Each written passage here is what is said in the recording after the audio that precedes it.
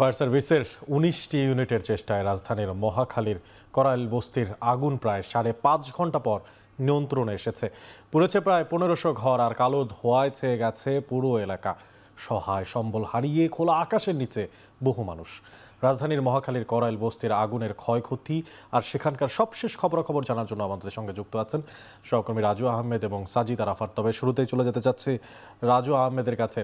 রাজু, জানাবেন যে আগুনে যারা ক্ষতিগ্রস্ত হয়েছেন তাদের বর্তমান পরিস্থিতি কি? রাত তো প্রায় মধ্য পর্যায়ে পৌঁছালো, তো জানতে চাই আপনার মাধ্যমে সবশেষ।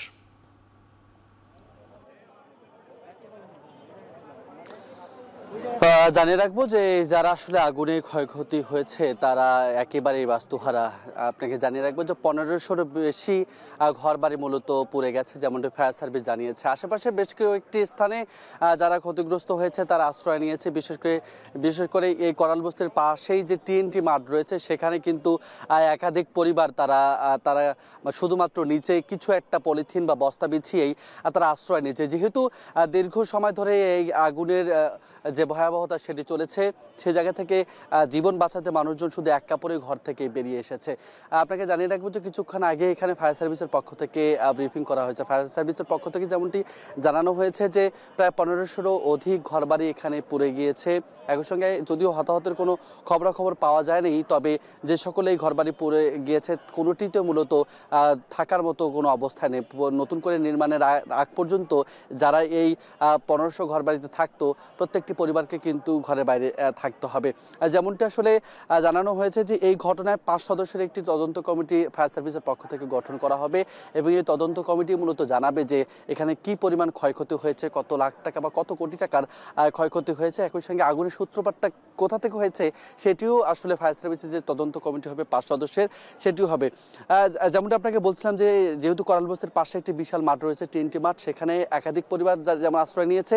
আশেপাশে অর্থাৎ করাল বস্তির কয়েকটি ভাগ রয়েছে, সেই ভাগের অন্যান্য যে ভাগগুলো রয়েছে সেগুলো তো অনেকেই আশ্রয় নিয়েছে। আশেপাশে ঢাকার আশেপাশে যারা থাকে অনেকেই সেই আত্মীয় স্বজনের বাসা থেকেও কিন্তু আশ্রয় নিয়েছে। তবে যারা আসলে তাদের আত্মীয় স্বজন নেই বা আশেপাশে যাদের সাথে পরিচিত বা যারা নতুন এখানে এসেছে তাদের কিন্তু আসলে খোলা আকাশের নিচে শীতের রাত, যেহেতু শীতের আমেজ শুরু করেছে, এই কনকনে শীত একটু পরে নামবে, সেই জায়গায় কিন্তু তাদেরকে রাতের আধারে এই খোলা আকাশের নিচেই থাকতে হবে।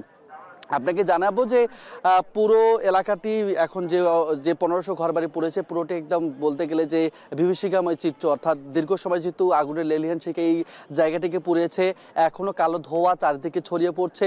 এখানকার মানুষ যারা রয়েছেন তারা কেউ আসলে তার পুড়ে যাওয়া ঘরবাড়িতে গিয়ে কোনো কিছু বেঁচে আছে কিনা বা কোনো কিছু আসলে তারা জীবিকা নির্বাহের জন্য তারা নিতে পারে কিনা সেগুলো খুঁজে দেখছে। আবার কেউ নির্বাক দাঁড়িয়ে এখানে কিন্তু কান্না করছে, অশ্রু ঝরাচ্ছে। আবার কারো চোখে মুখে আসলে যদি বলতে চাই যে হতাশা ছাড়া আর কিছুই নেই। তো আসলে যদি জানাতে চাই যে ১৫০০ ঘরবাড়ি যেহেতু পুড়ে গেছে এবং এই ঘটনা ৫ সদস্যের একটি তদন্ত কমিটি গঠন করা হবে, সবকিছু মিলে জানা যাবে যে পরবর্তী তদন্ত কমিটির তথ্যে জানা যাবে। আর যে সকল পরিবার রয়েছে তাদের খোঁজ খবর নিতে বিভিন্ন রাজনৈতিক দল সহ অন্যান্য নেতাকর্মীরা আসছে এবং পরবর্তীতে আসলে মূলত বিষয়গুলো জানা যাবে। এই ছিল আসলে আমার কাছে সর্বশেষ। আমাদের সঙ্গে আরও একজন সহকর্মী আছেন ঠিক ঘটনাস্থল থেকে, সাজিদ আরাফাত। আমরা একটু সেদিকটাতে যেতে চাই। সাজিদ, ক্ষতিগ্রস্ত যারা হয়েছেন তাদের ব্যাপারে এখনই আসলে এই মধ্যরাতে কোনো ধরনের ব্যবস্থা নেওয়া সম্ভব হয়েছে কিনা, কি জানতে পারছেন, কি দেখছেন সেখানে?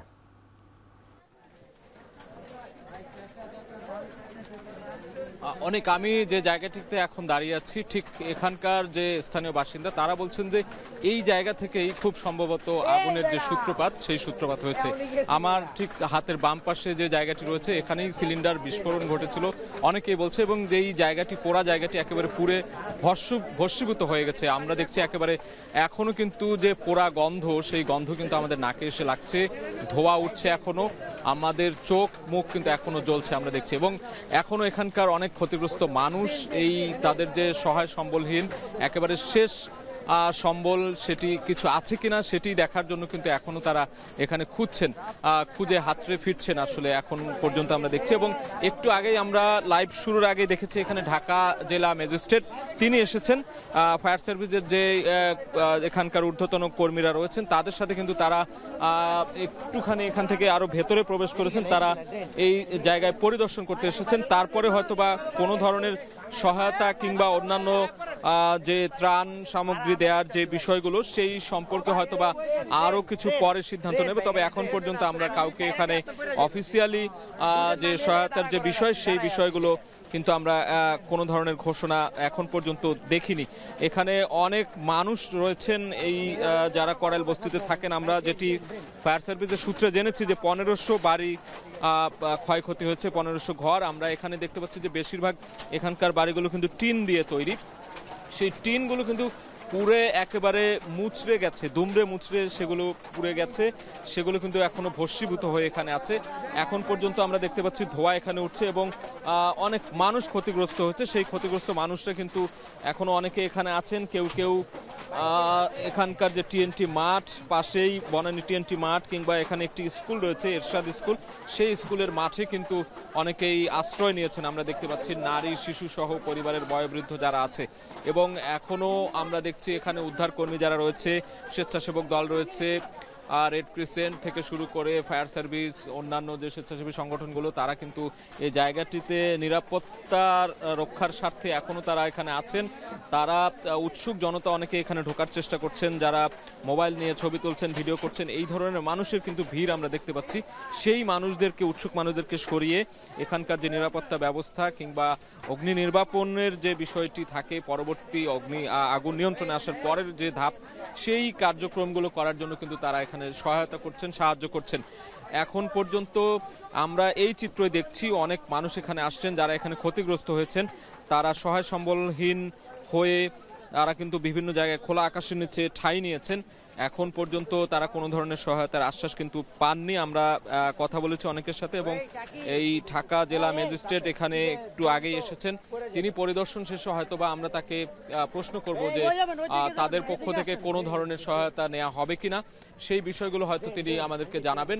আমরা সেই অপেক্ষায় আছি। এবং আজকে এখানে যে 1500 ঘর পুড়ে গেছে, আমরা দেখছি যে একেবারে সহায় সম্বলহীন হয়ে গেছে এখানকার যারা রয়েছেন। এবং আরেকটি তথ্য জানিয়ে রাখি যে আজকে যখন আগুন লাগলো ঠিক 1 বছর আগেও কিন্তু আমরা দেখেছি 2024-এর ফেব্রুয়ারিতে এখানে আগুন লেগেছে, ডিসেম্বরেও আগুনের ঘটনা ঘটেছে। এবং এই যে 1 বছরের মধ্যে প্রায় 3 থেকে 4 বার এই করাইল বস্তিতে কিন্তু আগুন লাগার ঘটনা ঘটেছে এবং সেটি প্রায়শই হচ্ছে। সেই নিশ্চয়তা বা অনিশ্চয়তা, যে আগুন লাগার যে বিষয়গুলো রয়েছে, যে ঝুঁকি, এখানকার মানুষ কিন্তু সেই ঝুঁকির কথাই বলছিলেন এবং ঝুঁকি মুক্ত হয়ে আগামীতে যাতে আগুন না লাগে কিংবা ফায়ার সার্ভিসের উদ্ধার কাজ যাতে আরো তৎপর হয়, সেই বিষয়গুলো কিন্তু তারা বলছিলেন। এবং তারা অনেকটাই নিঃস্ব হয়ে পড়েছেন। তারা অনেকটাই আক্ষেপ করছিলেন যে বারবার আগুন লাগার পর কিন্তু তাদের এই যে সহায় সম্বলহীন হয়ে যাচ্ছেন তারা এবং ক্ষতিগ্রস্ত হচ্ছেন, সেই ক্ষতি পুষিয়ে ওঠার আগেই আবারও কিন্তু বারবার আগুন লাগছে। এই ধরনের ঘটনা কিন্তু এখানে ঘটছে। সেই বিষয়গুলো তারা কিন্তু আক্ষেপের সুরে তারা আমাদেরকে জানিয়েছেন। তো এই ছিল আসলে আমার কাছে এই করাইল বস্তিতে আগুন যে লেগেছিল, সেই তারপরে আগুন এখন কিন্তু নিয়ন্ত্রণে এসেছে, তার পরবর্তী অবস্থা আমি জানাচ্ছিলাম। এই ছিল সবশেষ। অসহায় গরিব দুস্থদের শেষ সম্বলটুকু জ্বলে পড়ে ছাই হয়ে গেছে। ফায়ার সার্ভিসের 19টি ইউনিটের চেষ্টায় রাজধানীর মহাখালীর করাইল বস্তির আগুন প্রায় 5.5 ঘন্টা পর নিয়ন্ত্রণে এসেছে। সে বিষয়ে সবশেষ খোঁজখবর রাখছিলেন সহকর্মী রাজু আহমেদ এবং সাজিদ আরাফাত।